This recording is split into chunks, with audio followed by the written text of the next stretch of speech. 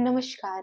अगर आप HTET, CTET, Haryana CET की तैयारी कर रही हैं, अपनी तैयारी को तेज तर्रार और साटेदार बनाना चाहते हैं, तो आइए जुड़िए मेरे साथ। आज हम मैथ का एक टॉपिक डिस्कस करेंगे जिसका नाम है बॉट एंड स्ट्रीम। हम इसी क्लास में इस टॉपिक को पूरा कवर करने की कोशिश करेंगे और जो मेन टाइप हैं वो मैं इस क्लास में करवाऊंगी, तो ध्यान से सुनिए। बॉट एंड स्ट्रीम, देखो, नाव की चाल हो, व्यक्ति की चाल हो या तैराक की चाल हो, उसको हम एक्स बोलते हैं। नाव की चाल हो, व्यक्ति की चाल हो या तैराक की चाल हो, उसको क्या कहा जाता है? उसको एक्स माना जाता है, उसको एक्स कहा जाता है। नदी की चाल हो, नदी का वेग हो, धारा का वेग हो या धारा की चाल हो, उसको वाई कहा जाता है। इस बोर्ड एंड स्ट्रीम में ऐसे सवाल होते हैं, नाव और धारा।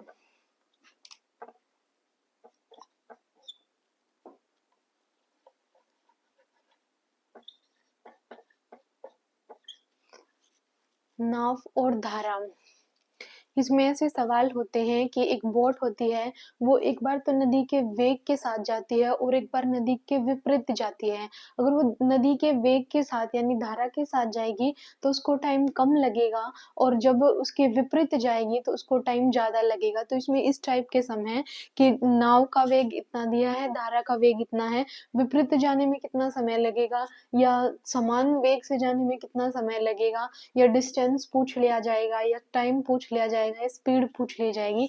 इसमें डिस्टेंस, स्पीड और टाइम, ये फॉर्मूला भी यूज होगा, मतलब टाइम और स्पीड के बारे में भी, क्योंकि चाल के ऊपर पूरा कॉन्सेप्ट होगा। तो चलो देखते हैं। तो ये याद रखिए, नाव की चाल को, व्यक्ति की चाल को, तैराक की चाल को क्या बोलते हैं?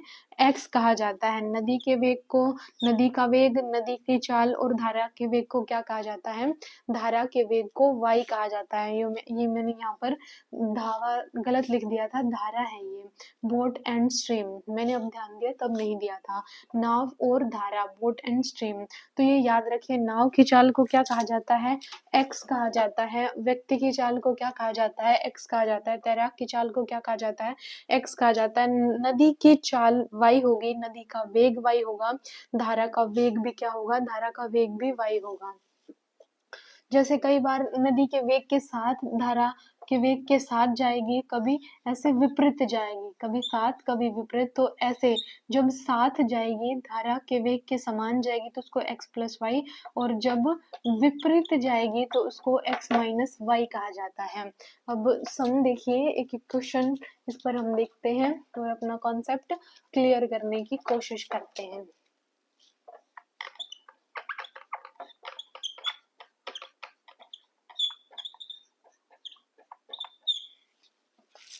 एक सम देखिए, सम से पूरा कॉन्सेप्ट क्लियर होगा। नाव की गति 8 किलोमीटर है। नाव की गति 8 किलोमीटर है और पानी की गति यानी कि नदी की गति, पानी की गति कितनी है? पानी की गति 6 किलोमीटर है। तो नाव की गति पानी के बहाव के साथ, नाव की गति पानी के बहाव के साथ, जब पानी के बहाव के साथ हो तो उसको बोलते हैं डाउन स्ट्रीम, और जब बहाव के विपरीत हो तो उसको बोलते हैं अपस्ट्रीम। इंग्लिश में बोलते हैं इसको down stream, upstream. Down stream X plus Y और upstream X minus Y. I hope ये समझ में आया होगा। डाउन स्ट्रीम मतलब नदी भी वहीं बह रही है, उसी तरफ बह रही है, और नाव भी हमारी उसी तरफ जा रही है, तो एक्स प्लस वाई। नदी इस तरफ बह रही है, नाव उस तरफ जा रही है, तो वो होगा x minus Y. Down stream जब दोनों समान हो, और अप स्ट्रीम जब दोनों की डायरेक्शन विपरीत हो, जब दोनों की डायरेक्शन क्या हो? विपरीत हो। तो एक क्वेश्चन है कि नाव की गति 8 किलोमीटर है और पानी की गति यानी धारा की गति कितनी है? 6 किलोमीटर है। x इतना है और y कितनी है? हमें पानी के बहाव के साथ हमने डाउन स्ट्रीम बतानी है, तो x प्लस वाई करेंगे। 8 प्लस 6 कितना आ जाएगा? 14 हमारा आंसर हो जाएगा। 14 क्या हो जाएगा? 14 हमारा आंसर हो जाएगा। अगर अप स्ट्रीम के बारे में पूछे तो 8 माइनस 6 2 हमारा आंसर हो जाएगा। क्या हो जाएगा? 2 हमारा आंसर हो जाएगा। सॉरी, नेक्स्ट सम देखिए।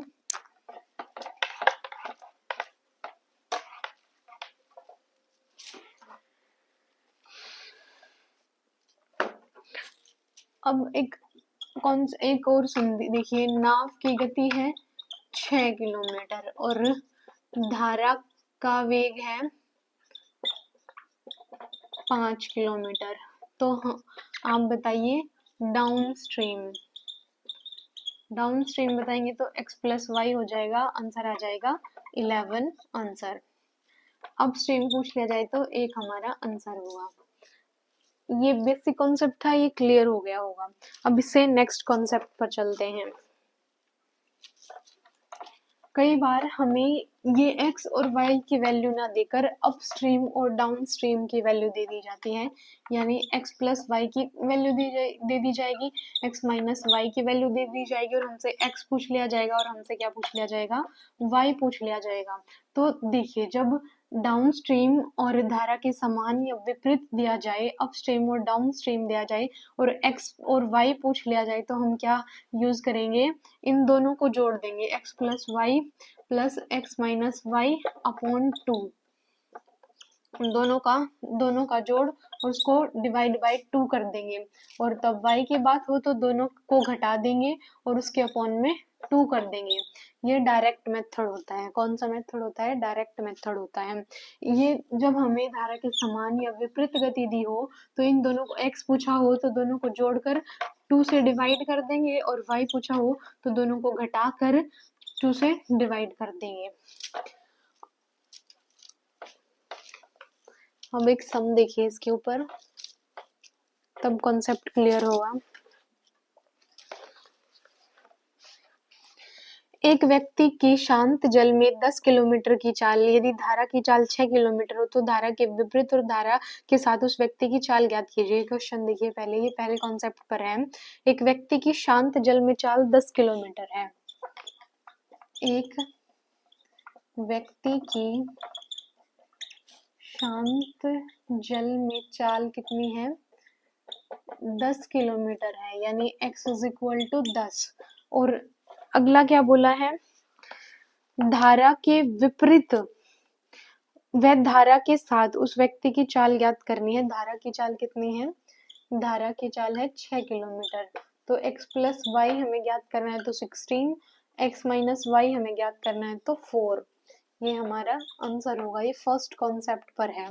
कौन से कॉन्सेप्ट पर है? फर्स्ट कॉन्सेप्ट पर है। दोनों को जोड़ देना है और कुछ नहीं करना। So easy. अब आगे देखिए, एक तैराक की धारा के विपरीत दिशा में और धारा की दिशा में क्रमशः 6 किलोमीटर और 14 किलोमीटर की गति से तैरता है। एक तैराक शिथिल जल में तैराक की चाल ज्ञात करनी है। अब हमें क्या फाइंड आउट करना है? हमें x फाइंड आउट करना है। तो स्टेटमेंट लिखिए, एक तैराक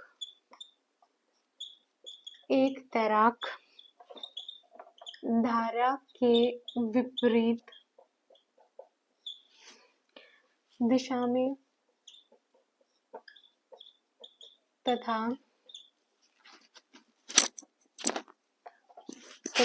धारा की दिशा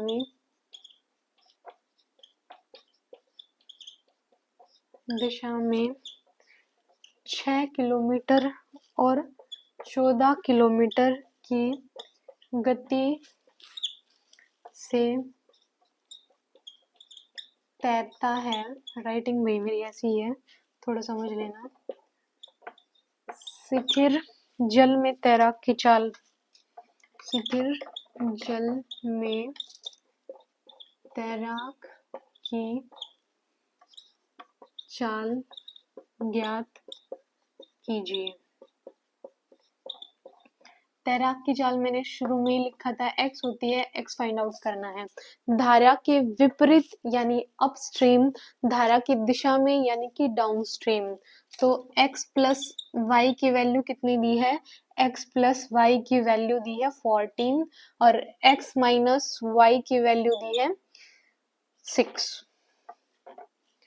धारा के विपरीत 6 किलोमीटर, धारा की दिशा में 14 किलोमीटर। तो हमने क्या फाइंड आउट करना है, तो हमें फाइंड आउट करना है x की वैल्यू। तो मैंने बताया था इन दोनों को जोड़कर 2 से डिवाइड कर दीजिए तो क्या आ जाएगा 10, तो x की वैल्यू आ जाएगी 10। अगर हमसे इसी में y पूछ लिया जाए तो 8 में से 14 में से 6 माइनस करके और हम क्या निकाल देंगे, 2 से डिवाइड करके y की वैल्यू फाइंड आउट कर देंगे।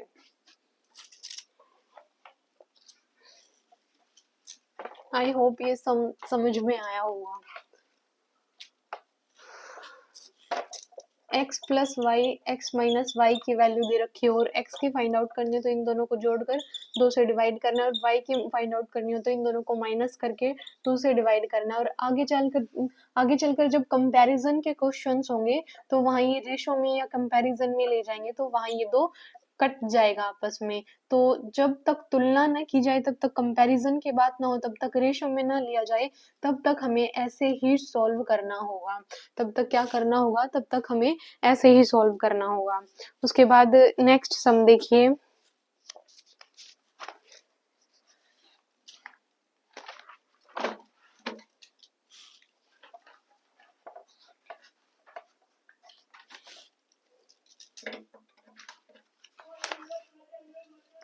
एक नाविक का धारा की दिशा में वेग 15 किलोमीटर है तथा धारा का वेग 1.5 किलोमीटर है। धारा के विपरीत नाव का वेग क्या होगा? एक नाविक है, नाविक का धारा की दिशा में वेग कितना है? 15 किलोमीटर है, 15 किलोमीटर पर आवर है तथा धारा का वेग 1.5 किलोमीटर यानी 1.5 किलोमीटर है पर आवर है। धारा के विपरीत नाव का वेग क्या होगा? धारा के विपरीत, तो धारा के विपरीत नाव का वेग क्या होगा? देखिए, एक नाविक का धारा की दिशा में वेग कितना है? x प्लस वाई दे रखा है 15। x प्लस वाई की वैल्यू कितनी दे रखी है? 15 दे रखी है। और धारा का वेग यानी कि y की वैल्यू कितनी दे रखी है? 1.5। तो हम यहाँ से x की वैल्यू फाइंड आउट कर देंगे। 15 ये इधर माइनस जाके कितना हो जाएगा? 13.5 हो जाएगा। x की वैल्यू कितनी हो गई? 13.5, y की वैल्यू 1.5। तो हमसे पूछा है धारा के विपरीत यानी x माइनस वाई। तो 13.5 माइनस 1.5 करेंगे तो 12 हमारा आंसर आ जाएगा। कितना आ जाएगा? 12 हमारा आंसर आ जाएगा। देखिए, नाविक का धारा के विपरीत दिशा में वेग 15 किलोमीटर, विपरीत धारा की दिशा में वेग कितना है? 15 किलोमीटर है। x प्लस वाई 15 किलोमीटर है, y की वैल्यू दे रखी है 1.5 किलोमीटर, 1.5 किलोमीटर। तो हम यहाँ से x की वैल्यू, ये यहाँ प्लस का है तो इधर जाकर माइनस हो जाएगा। हम x की वैल्यू फाइंड आउट कर सकते हैं और हमसे x माइनस वाई की वैल्यू पूछी है, धारा के विपरीत पूछा है, x माइनस वाई पूछा है, तो x और y माइनस कर देंगे तो हमारा आंसर 12 आंसर आ जाएगा। क्या आ जाएगा? 12। बहुत आसान क्वेश्चन है, धीरे धीरे मैं लेवल अप कर रही हूँ। जो समझ में आए वो कमेंट बॉक्स में कमेंट कीजिएगा। बहुत आसान चैप्टर है और यहाँ से सम एक नए क्वेश्चन जरूर पूछ लिया जाता है आके यहाँ से सम। उसके बाद मैं जो कंपैरिजन वाले सम की बात की थी, अब वो देखिए। एक व्यक्ति शांत जल में 9 किलोमीटर की दर से तैर रहा है। एक व्यक्ति शांत जल में, व्यक्ति की चाल दे रखी है, 9 किलोमीटर से तैर रहा है। नदी एक नियत बिंदु से दूसरे नियत बिंदु तक धारा की दिशा में जाने में लगा समय धारा के अनुकूल जाने में लगे समय से दुगुना है। तुलना हो रही है, दुगुना है, तो धारा का वेग ज्ञात करना है, यानी कि हमें क्या फाइंड आउट करना है, हमें y फाइंड आउट करना है। पहले क्वेश्चन लिखिए फिर समझते हैं। एक व्यक्ति शांत जल में 9 किलोमीटर की दर से तैर सकता है।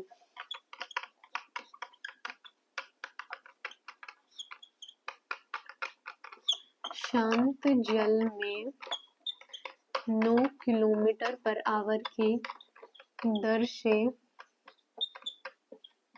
तैर सकता है। आगे बोल रहा है नदी में एक नियत बिंदु से, नदी में एक नियत बिंदु से दूसरे नियत बिंदु तक, दूसरे नियत बिंदु तक धारा के विपरीत, धारा के विपरीत जाने में लगा समय, जाने में लगा समय धारा के अनुकूल जाने में लगे समय से दोगुना है, समय से दोगुना है। तो धारा का वेग ज्ञात कीजिए, धारा का वेग ज्ञात कीजिए। अब स्टेटमेंट देखिए, क्वेश्चन पूछ क्या रहा है। एक व्यक्ति की शांत जल में चाल कितनी है, 9 किलोमीटर है। तो x की वैल्यू कितनी है, 9 किलोमीटर दे रखी है। नदी के एक नियत बिंदु से, जैसे एक ये नियत बिंदु है, ये दूसरा नियत बिंदु है, यहाँ तक धारा के विपरीत जाने में लगा समय, धारा के अनुकूल जाने में लगे समय से दुगुना है। ये एक है तो ये दुगुना है। तो धारा का वेग ज्ञात कीजिए। क्या फाइंड आउट करना है हमें, y फाइंड आउट करना है। क्या फाइंड आउट करना है, y फाइंड आउट करना है। तो मैंने पहले ये समझाए थे कि जब x माइनस वाई और x प्लस वाई दिया हो तो हम क्या करते हैं, दोनों को जोड़कर 2 से डिवाइड करते हैं या दोनों को घटाकर 2 से डिवाइड करते हैं। लेकिन मैंने अब ये एक नया कॉन्सेप्ट बता रही हूँ मैं, ये बता रही हूँ कि जब तुलना की जाए, जब कंपैरिजन किया जाए तो क्या करेंगे, जो 2 है वो 2 से 2 कट जाएगा और हम डायरेक्ट x कैसे निकाल सकते हैं, इन दोनों का जोड़ x होगा और इन दोनों की घटा कितनी होगी, इन दोनों की घटा y होगी। अब कंपेयर कर लीजिए, क्वेश्चन में हमारा निकला है 3, क्वेश्चन में दिया है 9, तो एक इसका मल्टीप्लाई है 3 का, तो इस y का भी 3 से मल्टीप्लाई कर देंगे तो हमारा आंसर आ जाएगा 3 किलोमीटर। तो धारा का वेग कितना हो जाएगा, 3 किलोमीटर हो जाएगा। कितना हो जाएगा, 3 किलोमीटर हो जाएगा। जब तुलना की हो, जब दुगुना तिगुना ढाई गुना कितने गुना की बात हो, जब कंपैरिजन हो तो 2 से 2 हट जाता है, 2 से 2 कट जाता है और हम सीधा कंपेयर करते हैं। ऐसे कंपेयर करते हैं। वैसे ये भी समझ लीजिए कि यहाँ रेशो है तो रेशो में कुछ भी चीज कॉमन नहीं होती। जैसे x आ जाएगा 3/2 और y आ जाएगा 1/2, 1/2 तो 2 से 2 हट जाएगा क्योंकि रेशो में कोई भी चीज कॉमन नहीं होती। ऐसे समझ लीजिए, यहाँ सिर्फ क्या करना है, x निकालने के लिए दोनों का जोड़ और y निकालने के लिए दोनों की घटा, फिर जो भी क्वेश्चन में पूछा है, जो भी वैल्यू दी है उसके साथ कंपेयर करके सीधा आंसर निकल जाएगा। ये जो स्टार्टिंग की थी उनसे थोड़ा लेवल अप है, इम्पोर्टेंट क्वेश्चन है और आसान भी है। अगर ध्यान से समझेंगे तो बहुत इजीली निकल जाएंगे, अगर रटेंगे तो फंस जाएंगे। अब नेक्स्ट सम देखिए, उससे थोड़ी और क्लियरिटी आएगी।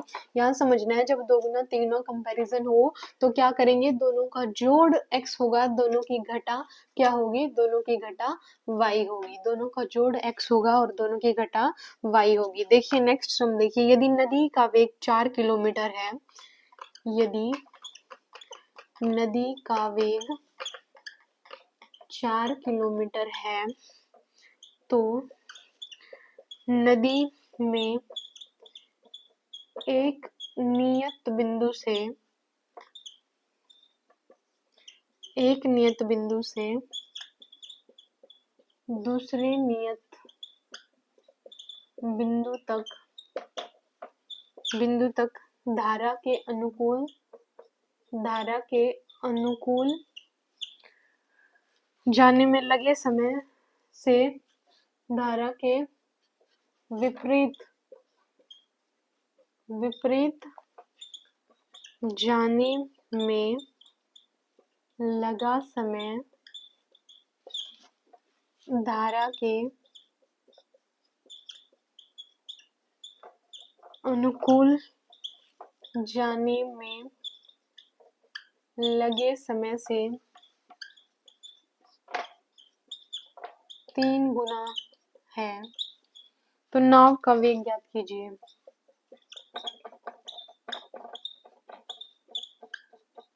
तो हमें नाव का वेग फाइंड आउट करना है। देखिए, नदी का वेग 4 किलोमीटर है। हमें क्या दिया गया है? y कितना दिया गया है? 4 किलोमीटर। नदी का वेग 4 किलोमीटर है। नदी के एक नियत बिंदु से दूसरे नियत बिंदु तक जाने में लगा समय आने में लगे समय से कितना है? अनुकूल और प्रतिकूल। जैसे अनुकूल विपरीत जाने में लगा समय धारा के अनुकूल जाने में लगे समय से 3 गुना है। तो x फाइंड आउट करेंगे तो दोनों का जोड़ तो 4 और y फाइंड आउट करेंगे तो दोनों की घटा। 3 में से 1 गया 2 नहीं, वैल्यू कितनी दे रखी है? 4। इसका 2 गुना, तो इसका भी 2 गुना कर देंगे तो x नाव का वेग कितना आ जाएगा? 8 किलोमीटर। तो नाव का वेग कितना आ जाएगा? 8 किलोमीटर। क्या करना है? दोनों का जोड़ x होता है, दोनों की घटा y होती है। जिस भी वैल्यू को क्वेश्चन में दिया उसे कंपेयर करके, जिसको नहीं दिया उसको निकाल लेंगे। तो दोनों का जोड़ कितना हो गया? 4। ये होगी x की वैल्यू और दोनों का जो घटा कितनी हो गई? 2। 3 में से 2 गया, 3 में से 1 गया, 2 बचा। हम 2 बोल रहे हैं, क्वेश्चन 4 बोल रहा है। हम 2 बोल रहे हैं, क्वेश्चन 4 बोल रहे हैं, इसका 2 गुना। तो x की वैल्यू जितनी हमने निकाली है 4, उसका भी 2 गुना कर देंगे तो 8 हमारा क्या आ जाएगा? 8 हमारा आंसर आ जाएगा। तो आज की कक्षा में सिर्फ इतना ही। बाकी बचा हुआ पोर्शन हम नेक्स्ट क्लास में कंप्लीट करेंगे। धन्यवाद। इसको रिवाइज कीजिएगा, बार-बार रिवीजन से समझने का प्रयास कीजिएगा। बहुत इंपॉर्टेंट टॉपिक है। धन्यवाद।